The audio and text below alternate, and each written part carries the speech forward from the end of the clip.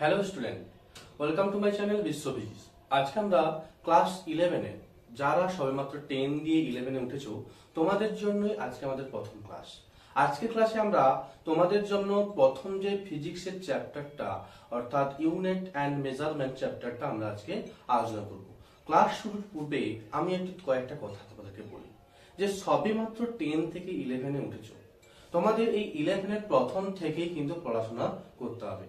অনেকের মধ্যে এখনো ভ্রান্ত ধারণা আছে যে 11-এর নাম্বার কোনো কাজে লাগে না। এটা অবশ্য ঠিক যে 11-এর নাম্বারটা কোনো কাজে আসে না, তবে 11-এর পড়া না পড়লে অনেক সমস্যায় পড়তে হয়, সেটা কিন্তু আমাদেরকে মাথায় রাখতে হবে। 11-এর পড়া যদি কেউ না পড়ে পরবর্তীকালে জয়েন্ট এন্ট্রান্স, নিট এবং অন্যান্য কম্পিটিটিভ এক্সামের জন্য 11 থেকে যে কোশ্চেনগুলো আসে সেগুলো আমাদের করতে কিন্তু খুব অসুবিধা হবে। তাই আমি তোমাদেরকে পরামর্শ দেব যে 11-এর প্রথম থেকেই তোমরা জোর কদমে একটা এম ঠিক করে সেই এম অনুযায়ী পড়াশোনা করো এবং প্রতিদিনের জন্য স্থির রাখো। লক্ষ্য যেন দিনের পরিবর্তনের সঙ্গে সঙ্গে তোমার লক্ষ্য যেন পরিবর্তিত না হয়, সেই উদ্দেশ্যে প্রথম থেকে একদম 11-এর ফার্স্ট থেকে শুরু থেকেই তোমাকে জোর কদমে হাঁটতে হবে এবং হাঁটতে হবে মানে কি, ভালো করে পড়াশোনা করতে হবে। তোমার সেই লক্ষ্যকে পেতে হলে তোমাকে কি কি করতে হবে, তোমাকে সেই লক্ষ্য অ্যাচিভ করতে হলে কি কি ত্যাগ করতে হবে এবং কি কি গ্রহণ করলে তোমার সেই লক্ষ্য অ্যাচিভ করতে হলে সুবিধা হবে, সেইগুলো এখন থেকেই চিন্তা শুরু করো এবং সেই লক্ষ্য অনুযায়ী তোমরা হাঁটতে শুরু করো এবং পড়াশোনাটা ভালোভাবে জোর কদমে এবং গুরুত্ব সহকারে করতে থাকো। তো আর ক্লাস 11-এর ফার্স্ট সেমিস্টারে মোট 5টি ইউনিট। আজকে আমি সেই ফার্স্ট ইউনিট অর্থাৎ ইউনিট অ্যান্ড মেজারমেন্ট চ্যাপ্টারটা আলোচনা করা শুরু করব। আমাদের আজকের এই ফার্স্ট ক্লাসের পর থেকে যথা নিয়মিত ক্লাস কিন্তু আসতে থাকবে, সুতরাং এই চ্যানেলটি তখন তোমরা কিন্তু সাবস্ক্রাইব করে নাও। ফিজিক্সের এই রেগুলার বিভিন্ন প্রত্যেক ইউনিটের প্রত্যেক টপিকের উপর ভিডিও পেতে আমাদের চ্যানেলটা সাবস্ক্রাইব করে রাখো। তো আজকে আমাদের টপিক হচ্ছে unit and measurement. Unit and measurement মানে একক এবং পরিমাপ। তো আগে তো জানি যে কাকে পরিমাপ করব, যে আমরা পরিমাপ কাকে করি, আমাদের আশেপাশের বিভিন্ন বস্তু, দৈর্ঘ্য, প্রস্থ, ঘনত্ব, উচ্চতা, সেগুলোকে প্রয়োগ করি। সেগুলো কি?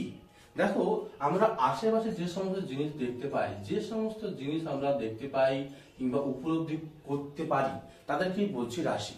যেমন না, দৈর্ঘ্য, প্রস্থ, উচ্চতা, ঘনত্ব, আয়তন, বর্ণ, হাসি, কান্না, আনন্দ, প্রেম, ভালোবাসা সব কিছুই হচ্ছে কিন্তু রাশি।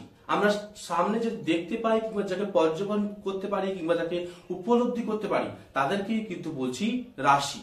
এই রাশিকে আবার দুই ভাগে ভাগ করা হয়, একটা হচ্ছে পরিমাপ যোগ্য আর একটা হচ্ছে পরিমাপ অযোগ্য। পরিমাপ অযোগ্য বলতে যাকে কিন্তু পরিমাপ করা যায় না, তো এই পরিমাপ যোগ্য রাশিকেই কিন্তু ভৌত রাশি বলা হয়। কি বলা হয় না, ভৌত রাশি বলা যায়। আমাদের চারপাশে অসংখ্য রাশি আছে, দৈর্ঘ্য, প্রস্থ, বর্ণ, গন্ধ, হাসি, কান্না, আনন্দ, ঘনত্ব, আয়তন, অসংখ্য রাশি আছে। অনেককে দেখতে পাচ্ছি কিংবা উপলব্ধি করতে পারি কিংবা পর্যবেক্ষণ করতে পারি, কিন্তু তার মধ্যে সকলকে কিন্তু আমরা পরিমাপ করতে পারি না। যেমন না, দৈর্ঘ্য, প্রস্থ, ঘনত্ব, আয়তন, এইগুলোকে পরিমাপ করতে পারলেও আমরা কি এই আশেপাশে দেখা বিভিন্ন বস্তুর বর্ণ, গন্ধ, প্রেম, হিংসা, এইগুলোকে কি পরিমাপ করতে পারি? কখনোই কিন্তু এইগুলোকে আমরা পরিমাপ করতে পারি না। তো এইগুলোকে পরিমাপ করতে না পারার কারণে এটাকে পরিমাপ অযোগ্য রাশি বলা হয়। এই পরিমাপ অযোগ্য রাশি নিয়ে আমাদের কোনো আলোচনা নেই। আমাদের আলোচনা হচ্ছে এই পরিমাপ যোগ্য রাশি, ভৌত রাশিকে নিয়ে। তো ভৌত যে কাকে বলছে, এই প্রকৃতিতে যে সমস্ত রাশিকে আমরা পরিমাপ করতে পারি তাদেরকেই কিন্তু বলছে ভৌত রাশি। তো কিরকম কি কি হচ্ছে না, দৈর্ঘ্য, প্রস্থ, ঘনত্ব, আনন্দ ইত্যাদি। ভৌত রাশিকে আবার মান ও অভিমুখের ভিত্তিতে দুই ভাগে ভাগ করা হয়। কি না, স্কেলার রাশি, স্কেলার রাশি ও ভেক্টর রাশি। স্কেলার রাশি আর হচ্ছে ভেক্টর রাশি।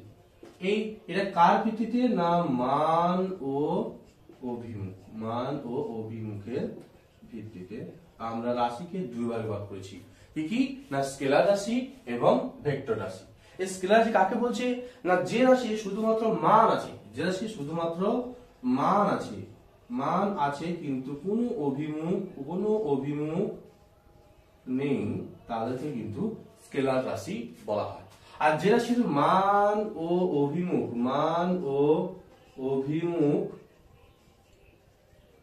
উভয় আছে, মান ও অভিমুখ দুটোই আছে, তাদেরকে বলছে ভেক্টর রাশি। স্কেলার রাশি কাকে বলছে? যে রাশির মান আছে কিন্তু কোনো অভিমুখ নেই, তাদেরকে বলছে স্কেলার রাশি। আর যে রাশির মান এবং অভিমুখ উভয় আছে, তাদেরকে বলছে ভেক্টর রাশি। এই স্কেলার এবং রাশি এবং ভেক্টর রাশি রাশি সম্পর্কে আর বিশেষ কিছু আমি উদাহরণ দিয়ে দিই একটা, যে এই ঘনত্ব, আয়তন, এই সমস্ত জিনিস হচ্ছে শুধুমাত্র মান থাকলেই হবে। যে জলের ঘনত্ব 1 গ্রাম পার ঘনসেমি, এটা বললেই আমরা জলের ঘনত্ব সম্পর্কে সমস্ত ডিটেইলস আমরা পেয়ে যাই। কিংবা এই ঘরের আয়তন 50 ঘনমিটার, তো এখানে আমরা এই 50 ঘনমিটার বলে আমরা এই ঘরটির আয়তন সম্পর্কে সঠিকভাবে পরিমাপ পেয়ে যাই। কিন্তু ভেক্টর রাশি হচ্ছে মান এবং অভিমুখ দুটোই আছে। যে একটি বস্তু 50 মিটার পার সেকেন্ড বেগে উত্তর দিকে গতিশীল, তার মানে ওই বস্তুটির বেগকে প্রকাশ করতে হলে আমাদের কি করতে হচ্ছে? মানের সঙ্গে সঙ্গে একটা অভিমুখে প্রকাশ করতে হচ্ছে। আমি অভিমুখটা প্রকাশ না করলে ওই বস্তুটির গতিকে সম্পূর্ণভাবে কিন্তু বেগকে সম্পূর্ণভাবে কিন্তু বুঝতে পারতাম না। সুতরাং তার ওই গতিবেগকে প্রকাশ করতে হলে মানের সঙ্গে সঙ্গে একটা অভিমুখের প্রয়োজন হয়। তো এটা হচ্ছে ভেক্টর রাশি। যে রাশির মান এবং অভিমুখ উভয় আছে, তাদেরকে বলছে ভেক্টর রাশি।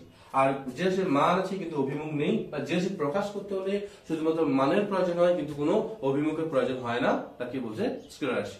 আর একটা বিশেষ ফ্যাক্ট আছে, যেটা যে মান আর অভিমুখ থাকলেই তাই সে হব রাশি যে ভেক্টর রাশি হবে এমন কোনো কথা নেই। এমন কিছু কিছু রাশি আছে যাদের মান এবং অভিমুখ আছে, তবুও কিন্তু তাদেরকে ভেক্টর রাশি হিসেবে গণ্য করা হয় না। কেননা সেই সমস্ত রাশি মান ও অভিমুখ থাকলেও তাদের ভেক্টর যোগের নিয়ম মেনে কিন্তু তারা চলে না। যেহেতু সেটা ভেক্টর যোগের নিয়ম মেনে চলে না, তাই তাদেরকে ভেক্টর রাশি বলা হয় না। অর্থাৎ ভেক্টর রাশি হতে হলে তাকে আর একটা শর্ত মানতে হবে, যে সে যেন ভেক্টর যোগের নিয়ম মেনে চলে। ভেক্টর যোগের নিয়ম মেনে চলে না বলেই চাপ ও প্রবাহ মাত্রা, তড়িৎ প্রবাহ মাত্রা বলতে এখানে তড়িৎ প্রবাহ মাত্রাকে বোঝানো হচ্ছে।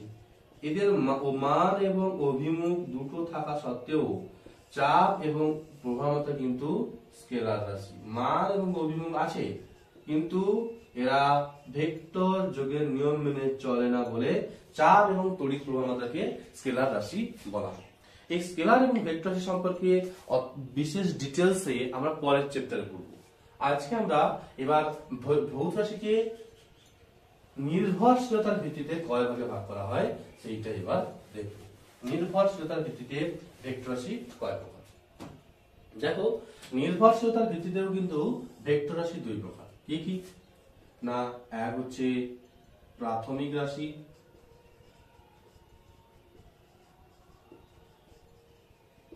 আর দুই হচ্ছে রাশি। কি বলছি? না নির্ভরশীলতার ভিত্তিতে ভৌত রাশিকে মূলত আমরা দুই ভাগে ভাগ করছি। একটা হচ্ছে প্রাথমিক রাশি, অপরটা হচ্ছে লব্ধ রাশি। প্রাথমিক রাশিটা কাকে বলেছি? না প্রাথমিক রাশিটাই বা কি? না যে সমস্ত রাশি অন্য কোন রাশির উপর নির্ভরশীল নয়। কি বলছে? যে সমস্ত রাশি অন্য কোন রাশির উপর নির্ভরশীল নয়, কিন্তু অন্য সমস্ত রাশি এই যে সমস্ত রাশি দ্বারা গঠিত হয়, তাদেরকে বলছে প্রাথমিক রাশি। কি বলছি আর বুঝবি ভালো করে। যে সমস্ত রাশি অন্য কোন রাশির উপর নির্ভরশীল নয়, কিন্তু যার দ্বারা অন্য সমস্ত রাশি গঠিত হয়, তাদেরকেই বলছে প্রাথমিক রাশি। যেমন আমাদের মহাবিশ্বে প্রকৃতিতে মোট 7টি প্রাথমিক রাশি আছে। এই 7টি প্রাথমিক রাশি বাদ দিলেই বাকি সমস্ত রাশি কিন্তু লব্ধ রাশি। সাতটি প্রাথমিক রাশি কি কি, চলো দেখা যাক। এক হচ্ছে ভর, দুই হচ্ছে দৈর্ঘ্য, তিন হচ্ছে সময়, চার হচ্ছে প্রবাহ মাত্রা, তড়িৎ প্রবাহ মাত্রা যেটা, পাঁচ হচ্ছে তাপমাত্রা, তারপর ছয় হচ্ছে পদার্থের পরিমাণ,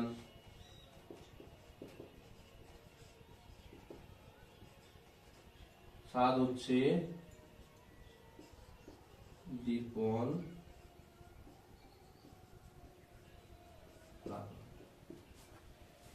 ভর, দৈর্ঘ্য, সময়, প্রবাহ মাত্রা, তাপমাত্রা, পদার্থের পরিমাণ, দীপন প্রাবল্য, এই সাতটি রাশি হচ্ছে এই প্রকৃতিতে প্রাথমিক রাশি। এই প্রাথমিক রাশিগুলো বাদ দিলেই, এই সাতটি প্রাথমিক রাশি বাদ দিলেই আর যত রাশি আছে সবই কিন্তু লব্ধ রাশির মধ্যে পড়ে। লব্ধ রাশি কাকে বলে না, যে সমস্ত রাশি দুই বা ততোধিক প্রাথমিক বা মৌলিক রাশি দ্বারা গঠিত, যে সমস্ত রাশি দুই বা ততোধিক প্রাথমিক বা মৌলিক রাশি দ্বারা গঠিত তাদেরকে বলছে লব্ধ রাশি। যেমন আমরা যদি ঘনত্ব দেখি, ঘনত্ব সমান কি না ভর বাই আয়তন, ভর বাই আয়তন। আবার আয়তনের কথা দেখো, আয়তন সমান কি না, আয়তন সমান হচ্ছে না দৈর্ঘ্য ইনটু প্রস্থ ইনটু উচ্চতা। তো আয়তন কি হচ্ছে তিনটে দৈর্ঘ্যের গুণফল, মানে কি তিনটা দৈর্ঘ্যের উপর নির্ভর করছে। আয়তন নিজে একটা লব্ধ রাশি, তারপর ঘনত্ব কি করছে না ভর আয়তন, ভর একটা প্রাথমিক রাশি এবং আয়তনের লব্ধ রাশি। তো এখানে ঘনত্ব কি হচ্ছে মোট চারটি প্রাথমিক রাশি গঠিত হচ্ছে, তাহলে ঘনত্ব এবং আয়তন হচ্ছে আমার লব্ধ রাশির মধ্যেই পড়ছে। যদি বল দেখি, বল সমান কি না, বল সমান ভর ইনটু ত্বরণ। এই যে ভর একটা নিচে একটা প্রাথমিক রাশি, আবার ত্বরণ হচ্ছে একটা লব্ধ রাশি, তাহলে বল কি হচ্ছে একাধিক প্রাথমিক রাশি গঠিত, সুতরাং বল কিন্তু লব্ধ রাশির মধ্যেই পড়ছে। আবার যদি চাপ দেখি, চাপ সমান কি না বল বাই ক্ষেত্রফল, না বল বাই ক্ষেত্রফল। এই চাপ সমান বল বাই ক্ষেত্রফল, তো চাপটা কিছু বল একটা লব্ধ রাশি এবং ক্ষেত্রফল একটা লব্ধ রাশি, এর উপর ডিপেন্ড করছে। তো যেটা চাপও কিন্তু একটা লব্ধ রাশি।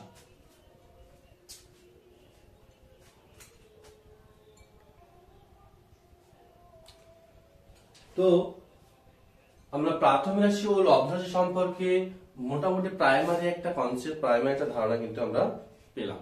তো প্রাথমিক রাশি হলো কাকে বলো তাহলে না, এই সাতটি রাশি ছাড়া আর সমস্ত রাশি কিন্তু আমাদের লব্ধ রাশি। প্রকৃতিতে মোট সাতটি প্রাথমিক রাশি আছে, এই সাতটি প্রাথমিক রাশি বাদ দিলে আর সমস্ত রাশি কিন্তু লব্ধ রাশির মধ্যে পড়ে।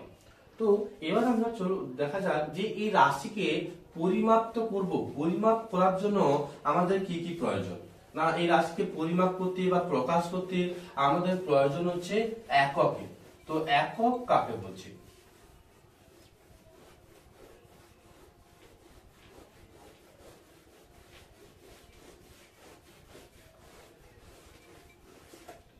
না রাশির একক কাকে বলছে, একক হচ্ছে কোন রাশির সুবিধাজনক প্রমাণ মান যার সাহায্যে ওই রাশি কিংবা ওই জাতীয় সমজাতীয় রাশির ওই রকম সমজাতীয় রাশির পরিমাপ করা যায়। কিরকম, ধরো আমি ধরলাম যে এইটা একটা দূরত্ব যেটাকে 1 মিটার, এইটা হচ্ছে আমার প্রমাণ মান, যে দৈর্ঘ্য পরিমাপের প্রমাণ মান, ক্ষুদ্রতম সুবিধাজনক প্রমাণ মান হচ্ছে এইটা। এবার আমি যদি কোনো রাস্তা কিংবা কোনো কিছু দৈর্ঘ্য পরিমাপ করতে চাই, আমি এই রেখাটার দৈর্ঘ্য পরিমাপ করতে চাইছি, তো কি করব না, এই যে সুবিধাজনক প্রমাণ মান, সুবিধাজনক প্রমাণ মান, এই সুবিধাজনক প্রমাণ মানের এই যে মূল যে রেখাটা যার আমি দৈর্ঘ্য পরিমাপ করতে চাইছি, ওই রেখাটা সুবিধাজনক এই প্রমাণ মানের কত গুণ, 1 2 3 4 5 6, 1 2 3 4 5 6, ধরো এই 6 গুণ আছে, তো এইটা কি হয়ে যাবে 6 মিটার। না একক হচ্ছে এমন একটি বিষয় যে কোন রাশির সবচেয়ে সুবিধাজনক ক্ষুদ্রতম প্রমাণ মান, যার সাহায্যে ওই রাশি কিংবা ওই রকম সমজাতীয় রাশির আমি পরিমাপ করতে পারছি, সেটাকে বলছে একক। একক একক হচ্ছে যার মান হচ্ছে একক মানে এক, অর্থাৎ সুবিধাজনক ক্ষুদ্রতম প্রমাণ মান, যার সাহায্যে ওই রাশি কিংবা ওই জাতীয় সমজাতীয় রাশি, ওই রকম সমজাতীয় রাশি আমরা পরিমাপ করতে পারছি।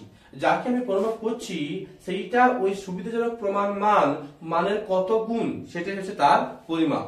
ধরো এই যে সুবিধাজনক প্রমাণ মানের এই মূল রেখাটা হচ্ছে 6 গুণ, তার মানে এই মূল রেখাটা দৈর্ঘ্য হচ্ছে আমার 6 মিটার। তো এখন তাহলে কাকে বলছে না, কোন রাশির সুবিধাজনক প্রমাণ মান, এই সুবিধাজনক প্রমাণ মানকেই বলছে একক।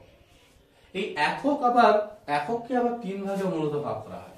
তিন ভাগ কি কি? তিন ভাগে না, যে তিন ভাগে এককে ভাগ করা হয় কি কি না, প্রাথমিক রাশি তো আছে, প্রাথমিক রাশির একক প্রাথমিক একক, প্রাথমিক একক, দুই হচ্ছে লব্ধ একক, তিন হচ্ছে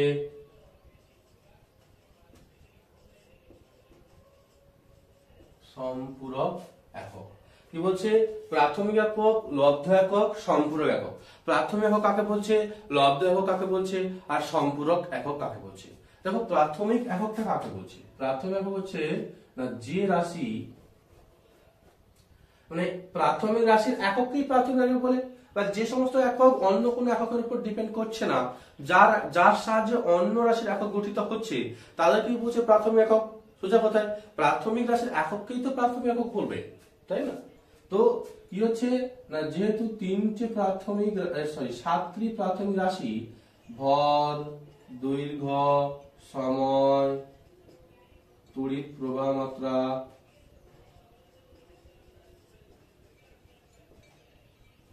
দীপন প্রাবল্য,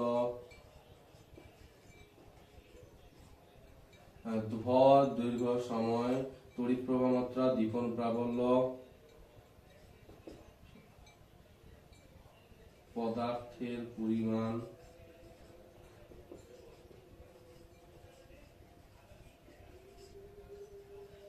তাপমাত্রা, 1 2 3 4 5 6 7। এবার এই এসআই পদ্ধতিতে আর সিজিএস পদ্ধতিতে, সিজিএস একক আমরা নির্ণয় দেখব। যে ভরের এসআই একক আমরা সবাই জানি কেজি, আর সিজিএস একক হচ্ছে গ্রাম। দৈর্ঘ্যের এসআই একক মিটার, আর সিজিএস একক হচ্ছে সেন্টিমিটার। সময় এসআই এবং সিজিএস দুটো ক্ষেত্রেই কিন্তু সেকেন্ড। তড়িৎ প্রবাহ মাত্রার এসআই একক হচ্ছে অ্যাম্পিয়ার, দীপন প্রাবল্যের এসআই একক হচ্ছে ক্যান্ডেলা, পদার্থের পরিমাণের এসআই একক হচ্ছে মোল, আর তাপমাত্রার এসআই একক কেলভিন, আর সিজিএস একক হচ্ছে ডিগ্রি সেলসিয়াস। অ্যাম্পিয়ারে তড়িৎ প্রবাহ মাত্রার সিজিএস একক নেই, দীপন প্রাবল্যের একই, আর এই সিজিএস এও একে মোল হিসেবেই বলা হয়। ঠিক আছে? তো কি বলছে দেখো, যে ভরের এসআই একক কেজি, সিজিএস একক গ্রাম, দৈর্ঘ্যের এসআই একক মিটার, সিজিএস একক সেন্টিমিটার, সময়ের এসআই এবং সিজিএস উভয় এককে কিন্তু উভয় একক পদ্ধতিতে সেকেন্ড। তড়িৎ প্রবাহ মাত্রার এসআই একক অ্যাম্পিয়ার, সিজিএস একক সেরকম ভাবে নেই। দীপন প্রাবল্যের এসআই এবং সিজিএস দুটো পদ্ধতিতে কিন্তু ক্যান্ডেলা, ক্যান্ডেলাকে CD, small C small D দিয়ে চিহ্নিত করা হয়। পদার্থের পরিমাণ মোল, আর এসআই সিজিএস উভয় ক্ষেত্রেই কিন্তু মোল। তাপমাত্রার এসআই তে কেলভিন, সিজিএস এ কিন্তু ডিগ্রি সেলসিয়াস। এই যে রাশি, এই যে এককগুলো, এই এককগুলোকেই বলছে প্রাথমিক একক। যেহেতু এগুলো প্রাথমিক রাশির একক, তাই এদেরকে প্রাথমিক একক বলছে। এর সংজ্ঞাটা অন্যভাবেও দেওয়া যায়, যে সমস্ত একক অন্য কোনো এককের উপর নির্ভর করে না, কিন্তু যার দ্বারা অন্য সমস্ত রাশির একক গঠিত হয়, তাদেরকেই প্রাথমিক একক বলা হয়। এই প্রাথমিক একক দ্বারা যে সমস্ত রাশির একক গঠিত হচ্ছে, বা যে সমস্ত একক গঠিত হচ্ছে, তাদেরকে কিন্তু লব্ধ একক বলে। কিরকম ভাবে লব্ধ একক? না ধরো ক্ষেত্রফল দেখি না, ক্ষেত্রফল সমান আমরা কি জানি না, ক্ষেত্রফল সমান দৈর্ঘ্য ইনটু প্রস্থ। দৈর্ঘ্যের একক মিটার, প্রস্থের একক মিটার, তাহলে এটা কি হলো মিটার স্কয়ার, বর্গ মিটার। এটা দুটো মিটারের উপর ডিপেন্ড করছে, তো এটা কিন্তু একটা ক্ষেত্রফলের একক। আবার যদি আয়তন হয়, আয়তন সমান কি হবে না দৈর্ঘ্য ইন্টু প্রস্থ ইন্টু উচ্চতা, metre into metre into metre সমান হচ্ছে ঘনমিটার, মিটার কিউব। আয়তনটার একক হলো ঘনমিটার। এবার হচ্ছে ঘনত্ব, ঘনত্ব সমান ভর, ভর বাই হচ্ছে আয়তন, ভর বাই আয়তন। ভর হচ্ছে, ভরের একক কি না এসআইতে কেজি, আর আয়তন একটাকে বের করলাম এম কিউব, তাহলে এটাকে লেখা যায় কি কেজি পার মিটার কিউব। তো ঘনত্ব কি হচ্ছে কেজি এবং মিটার দুটোর উপর ডিপেন্ড করছে, তাই এটা একটা লব্ধ এককের মধ্যেই পড়ছে। আচ্ছা, এরকম বল, বল সমান কি হয় না কেজি ভর ইন্টু ত্বরণ মিটার পার সেকেন্ড স্কয়ার, যেটা নিউটন, নিউটন কিন্তু কিছু কেজি মিটার সেকেন্ড সবার উপর ডিপেন্ড করছে, ভর দৈর্ঘ্য সময় তিনটের উপর ডিপেন্ড করছে, তাই বলও কিন্তু একটা লব্ধ এককের মধ্যে পড়ছে। ঠিক আছে। আচ্ছা, এবার আছে সম্পূরক রাশিটা আগে বলে দিই, সম্পূরক রাশিটা কি, তারপর সম্পূরক এককে আসছি। সম্পূরক রাশি হচ্ছে যে সমস্ত রাশির মাত্রা নেই কিন্তু একক আছে তাদেরকেই বলে সম্পূরক রাশি। সাধারণত আমরা জানি যে মাত্রাহীন রাশির একক থাকে না, কিংবা একক বিহীন রাশির মাত্রা থাকে না। একক বিহীন কখন হয়, রাশি একক বিহীনটা কখন হয়, তখন কোন রাশির একক থাকে না। যখন কোন রাশি সমজাতীয় রাশির অনুপাত হয় তখন তার কিন্তু একক থাকে না। কিন্তু এই সম্পূরক রাশি, সম্পূরক একক, সম্পূরক রাশিগুলি সমজাতীয় রাশির অনুপাত হলেও এদের কিন্তু একক আছে। এই সম্পূরক রাশি, সম্পূরক রাশির প্রকৃতি মোট দুটো, যাদেরকে অনেক পূর্বে মৌলিক একক বা প্রাথমিক একক হিসেবে বা প্রাথমিক রাশি হিসেবে কল্পনা করা হলেও বর্তমানে তাদেরকে পৃথকভাবে দেখা হয়, সম্পূরক রাশি হিসেবে দেখা হয়। তো সম্পূরক এককটা কি বলছে, কাকে বলছে না যে সমস্ত একক, কি বলছে যে সমস্ত এককে বা যে সমস্ত রাশির একক আছে কিন্তু মাত্রা নেই তাদেরকেই বলছে সম্পূরক রাশি। এই সম্পূরক রাশির একককেই বলছে সম্পূরক একক। যেমন কোণ আর ঘনকোণ, কোণ আর ঘনকোণ। কোণের এককটা কি না কোণের একক হচ্ছে রেডিয়ান, কোণের একক কিন্তু রেডিয়ান। আর ঘনকোণের একক কিন্তু স্টেরেডিয়ান, স্টেরেডিয়ান। ঠিক আছে, কোণের একক রেডিয়ান আর ঘনকোণের একক কিন্তু স্টেরেডিয়ান।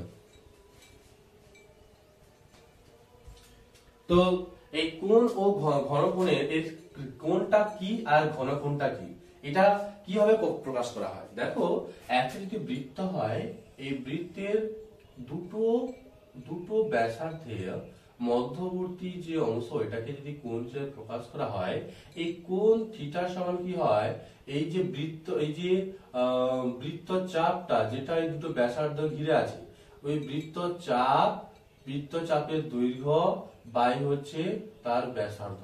এই বৃত্তচাপের দৈর্ঘ্য ইকুয়াল টু বাই হচ্ছে ব্যাসার্ধ। দুটি ব্যাসার্ধ যে বৃত্তচাপটা কেটেছে, ওই বৃত্তচাপ বাই হচ্ছে ওই ব্যাসার্ধ দিয়ে ভাগ করে আমরা ওই ব্যাসার্ধ দুটির মধ্যবর্তী কোণটা কিন্তু পাবো। এক্ষেত্রে কোণটা কি হচ্ছে, কোণ এটা যে বৃত্তচাপ এটা একটা দৈর্ঘ্য, আর ব্যাসার্ধ এটা একটা দৈর্ঘ্য, দুটি দৈর্ঘ্যের অনুপাত, তবু কি দুটি দৈর্ঘ্যের মানে সমজাতীয় রাশির অনুপাত, তাহলে এটা কি হতো একক থাকা উচিত নয়, তবু কিন্তু এর একক আছে রেডিয়ান। ঠিক আছে। ঘনকোণের একক ক্ষেত্রেও কিন্তু ঠিক সেরকমই হয়। ঘনকোণ কিন্তু একটা গোলকের ক্ষেত্রে হয়। যখন গোলকের ক্ষেত্রে গোলকের কোনো একটা অংশ আমি এখান থেকে কেটে নিলাম, কোনো একটা অংশ এখান থেকে কেটে নিলাম, কেটে নিলে আমি কি পাবো, এরকম একটা শঙ্কু আকৃতির জিনিস পাবো। তো এই যে মাঝখানের যে অংশটা, এটাকে কিন্তু ঘনকোণ, এটাই কিন্তু ঘনকোণ হিসেবে চিহ্নিতকরণ করা হচ্ছে, এটাই কিন্তু ঘনকোণ। তো এই ঘনকোণটা কিভাবে প্রকাশ করা হয় না, এই যে কাটা অংশের উপরে একটা ক্ষেত্রফল পাওয়া যাবে, সেই ঘনকোণ সমান হয় সেই ক্ষেত্রফল বাই হচ্ছে এই যে এর যে গোলকটার ব্যাসার্ধ আর তার বর্গ, এটাই করলে কিন্তু ঘনকোণ পাওয়া যাবে। না ওই উপর কাটা অংশের যে উপরে যে ক্ষেত্রফল বাই হচ্ছে যে ব্যাসার্ধ তার বর্গ, এটাই কিন্তু আমরা ঘনকোণ, এটাকে কিন্তু ঘনকোণ হিসাবেই প্রকাশ করা হচ্ছে। ঠিক আছে। এখানে কোণ কি আছে, কোণ সমান হচ্ছে বৃত্তচাপ বাই ব্যাসার্ধ, বৃত্তচাপ বাই ব্যাসার্ধ। এটাও দেখো, বৃত্তচাপ ব্যাসার্ধ দুটো যদি সমজাতীয় রাশি, মানে সমজাতীয় রাশি একক কেটে গিয়ে কি হতো, একক বিহীন রাশি হওয়ার কথা, কিন্তু তবুও তার একক আছে রেডিয়ান। এই ডি এ ক্ষেত্রফল, ক্ষেত্রফল মানে কি বর্গ মিটার, মিটার স্কয়ার, তেমনি আর হচ্ছে ব্যাসার্ধ তার স্কয়ার আছে, মানে এটাও metre square by metre square কেটে গেলে কি হতো, এরও কিন্তু একক থাকতো না, কিন্তু তবুও এর দাম দেওয়া একক আছে স্টেরেডিয়ান। ঠিক আছে, স্টেরেডিয়ান না, কোণের একক হচ্ছে রেডিয়ান আর ঘনকোণ হচ্ছে স্টেরেডিয়ান। ওকে, তাহলে প্রাথমিক একক, লব্ধ একক, সম্পূরক একক সম্পর্কে নিশ্চয়ই বোঝা গেল আমাদের যে প্রাথমিক একক কাকে বললো, লব্ধ একক কাকে বললো, আর সম্পূরক এককটাই বা কাকে বলা হলো। তো প্রাথমিক একক কাকে বলছে না, যে সমস্ত একক অন্য কোনো এককের উপর নির্ভরশীল নয়, যার দ্বারা যে সমস্ত একের দ্বারা অন্য সমস্ত রাশির একক গঠিত হয়, তাদেরকে কিন্তু প্রাথমিক একক বলা হয়। তো লব্ধ একক কাকে বলছে না, লব্ধ একক হচ্ছে না এক বা একাধিক, দুই বা ততোধিক, এক বা একাধিক, একটা নিয়ে গঠিত হলে তো সে তো প্রাথমিক একক হয়ে যাবে, একটা প্রাথমিক একক তো একটা প্রাথমিক এককেরই সমান। তো লব্ধ একক নিশ্চয়ই একটা প্রাথমিক একক দিয়ে গঠিত হতে পারে না, দুই বা ততোধিক, দুটি প্রাথমিক একক কিংবা দুইয়ের বেশি ততোধিক প্রাথমিক একক দ্বারা গঠিত একককেই বলছে লব্ধ একক। যেমন দেখো, ক্ষেত্রফল, ঘনত্ব, আয়তন, বল, কার্য, মানে এই 7টি রাশির একক বাদ দিলেই আর সমস্ত রাশির একক কিন্তু আমাদের লব্ধ এককের মধ্যে পড়ে। অনেক পূর্বে প্রথমের দিকে কিন্তু এই কোণ ও ঘনকোণকে আমরা প্রাথমিক রাশি বা মৌলিক রাশি হিসেবে পড়তাম, কিন্তু বর্তমানে ওদেরকে কিন্তু পৃথক করে দেওয়া হয়েছে। কেন না, ওরা সমজাতীয় রাশির অনুপাত, তবুও ওদের কিন্তু মাত্রা নেই, তবুও কিন্তু একক আছে। এই বিশেষ বৈশিষ্ট্যের জন্যই কোণ ও ঘনকোণকে সম্পূরক একক হিসেবে বলা হয়। যে সমস্ত রাশির মাত্রা নেই অথচ একক আছে, তাদেরকেই কিন্তু বলছে সম্পূরক একক। যেমন কোণের একক হচ্ছে রেডিয়ান আর ঘনকোণের একক হচ্ছে স্টেরেডিয়ান। আমরা দেখলাম যে এটা কি রকম ভাবে এক সমজাতীয় রাশির অনুপাত হচ্ছে।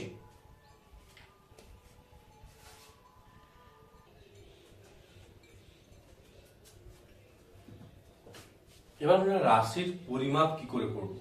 দেখো, রাশির পরিমাপের জন্য আমাদের কোনো একটা রাশিকে প্রকাশ করার জন্য বা কোনো একটা রাশির পরিমাপের জন্য আমাদের কি প্রয়োজন না, এককের প্রয়োজন। আমরা কিন্তু একক সম্পর্কে সমস্ত ডিটেলস কিন্তু পড়ে নিয়েছি, একক কি, বিভিন্ন রাশির একক কয় প্রকার, সেটা কিন্তু আমরা পড়ে ফেললাম। এবার আমরা সেই একক দিয়ে রাশিকে পরিমাপ করা হয় কিভাবে, সেটাই কিন্তু এবার আমরা জানবো। তো এককের সাহায্যে রাশিকে পরিমাপ করা হয় কিভাবে। দেখো, এককের সাহায্যে রাশি পরিমাপ করার জন্য কোন একটা রাশির পরিমাপ করতে কিভাবে না, রাশির পরিমাপের জন্য কেউ একটা রাশি, ভৌত রাশিকে প্রকাশ করতে বা পরিমাপটাকে প্রকাশ করতে, ভৌত রাশিকে প্রকাশ করতে কিসের প্রয়োজন না, আগে একটা সংখ্যা সংখ্যা প্রয়োজন। সংখ্যার সঙ্গে কি না, ওই রাশির একক থাকতে হবে, ওই রাশির একক। ভৌত রাশি এবং ভৌত রাশি প্রকাশ করতে হলে সংখ্যা মানের প্রয়োজন এবং ওই রাশির এককের প্রয়োজন। তো একটা রাশি, ধরো একটা বস্তুর ভর প্রকাশ করবো কিভাবে, দোকানে গিয়ে আমি যদি কোনো কিছু কিনতে যাই, তাহলে কি বলি, 2 কেজি ডাল দাও কি 3 কেজি চাল দাও। তাই এখানে কি হচ্ছে, দুইটা হচ্ছে সংখ্যা মান এবং কেজি, ওটা কি হচ্ছে রাশির এককে প্রকাশ করছে, ওইটা হচ্ছে রাশির একক, তাই তো। তো এক্ষেত্রে ভৌত রাশি যদি আমরা কিউ ধরি, ভৌত রাশি যদি আমাদের কিউ হয়, কি এবং সংখ্যা মান যদি n হয়, আসলে একক যদি ইউ হয়, তো এখানে কি বলা হয় না, Q equal to N U. এবার একটা ভৌত রাশি, তার তো এসআই পদ্ধতি, সিরিয়াস পদ্ধতি, বিভিন্ন একক থাকতে পারে। তো কোন রাশির একক ছোট, কোন রাশির একক বড়। ধরো 1 কিলোমিটার 1 মিটার, কিলোমিটারটা কি অনেক বড়, মিটারটা কি অনেক ছোট। তো এই যে রাশির এককের ভিত্তিতে মানেরও কিন্তু পার্থক্য হতে পারে। ধরো একটি দৈর্ঘ্য, ওই একটাই মাত্র দৈর্ঘ্য, একই দৈর্ঘ্য, যে দৈর্ঘ্যকে আমি যখন u1 এককে প্রকাশ করছি তখন মান পাচ্ছি n1, ওই দৈর্ঘ্যটাকে যখন u2 এককে প্রকাশ করছি বা পরিমাপ করছি যখন তার মান পাচ্ছি n2। তাহলে এর ক্ষেত্রে প্রথম ক্ষেত্রে আমরা বলতে পারছি যে q equal to n1 u1, second ক্ষেত্রে আমরা বলতে পারছি যে q equal to n2 u2। তো ওই যে যদি রাশিটা বা যে রাশিটাকে প্রয়োগ করছি ওইটা যদি একই থাকে, তাহলে কি হচ্ছে, যে একক পদ্ধতিতে আমরা পরিমাপ করি না কেন, তা কি হচ্ছে না, মান এবং এককের গুণফল সর্বদা কিন্তু কনস্ট্যান্ট হবে। ওই জন্য বলা হয় n আর u ইকুয়াল টু হচ্ছে কনস্ট্যান্ট। তো কনস্ট্যান্ট হলে কি হবে না U N equal to constant by U বা এন প্রপোর্শনাল টু 1/u। মানটা হচ্ছে এককের ব্যস্তানুপাতিক। একক যদি বড় হয় তাহলে মান কি হবে ছোট হবে, একক যদি ছোট হয় মান কি হবে বড় হবে। তো এই জন্য কি যদি এন আর ইউ এর একটা গ্রাফিক্যাল প্রকাশ গ্রাফে প্রকাশ করতে বলে তাহলে কি আসবে এদিকে এন আর এদিকে হচ্ছে ইউ। লেখচিত্রে কিরকম হবে এরকম একটা সমপরাবৃত্তাকার লেখচিত্র কিন্তু এখানে পাওয়া যাবে।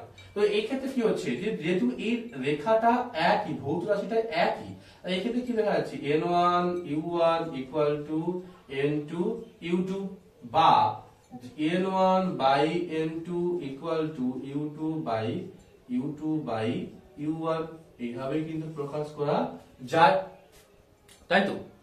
অবশ্যই এইভাবে রাশিটাকে কিন্তু প্রকাশ করা সম্ভব।